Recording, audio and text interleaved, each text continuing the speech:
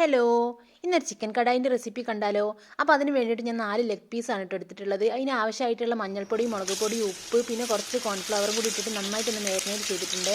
ഇനി ഇതൊന്ന് പൊരിച്ചെടുക്കാം.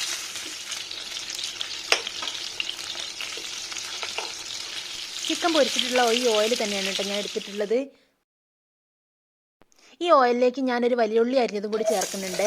ഇതിലേക്ക് ആവശ്യത്തിനുള്ള ഉപ്പും കൂടി ചേർത്തിട്ട് നന്നായിട്ടൊന്ന് വഴറ്റി കൊടുത്തേ. ഇതൊന്ന് വഴന്ന് വരാൻ വേണ്ടിയിട്ട് ഞാനൊന്ന് അടച്ച് വെക്കുന്നുണ്ട് കേട്ടോ. പിന്നെ ഇതിലേക്ക് ഞാൻ അരിഞ്ഞു വെച്ചിട്ടുള്ള ക്യാപ്സിക്കം കൂടി ചേർത്തിട്ടുണ്ട്. നന്നായിട്ടൊന്ന് വഴറ്റിയെടുക്കണേ. ക്യാപ്സിക്കം ഒന്ന് വെന്ത് വരാൻ വേണ്ടിയിട്ട് ഞാനതൊന്ന് അടച്ച് വെക്കുന്നുണ്ട് കേട്ടോ.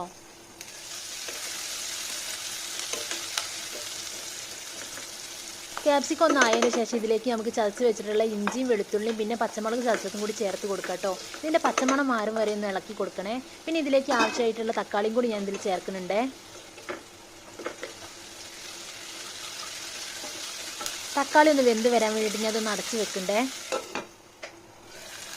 ഇതിലേക്ക് ഞാൻ കുറച്ച് ചില്ലി ഫ്ലേക്സ് ആഡ് ചെയ്യുന്നുണ്ട്.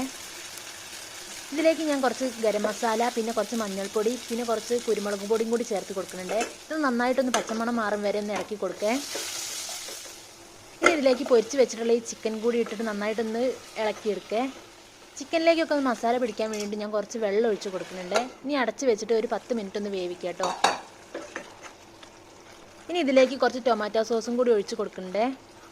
ഇത് നന്നായിട്ടൊന്ന് മിക്സ് ചെയ്തതിന് ശേഷം ഇതിലേക്ക് ആവശ്യമായിട്ടുള്ള മല്ലിച്ചപ്പും കൂടി ഇട്ട് കൊടുക്കാം കേട്ടോ. കറിവേപ്പില ഇടാം. എൻ്റെ അടുത്ത് കറിവേപ്പില ഇല്ലാത്തതുകൊണ്ട് ഞാനത് ഇട്ടിട്ടില്ലേ. ഞാനിത് നെയ്ച്ചോറിലേക്ക് വേണ്ടിയിട്ടാണ് കേട്ടോ ഉണ്ടാക്കിയിട്ടുള്ളത്. അപ്പോൾ അത്രയേ ഉള്ളൂ. വീഡിയോ ഇഷ്ടപ്പെട്ടാൽ ഒന്ന് സബ്സ്ക്രൈബ് ചെയ്ത് സപ്പോർട്ട് ചെയ്യണേ.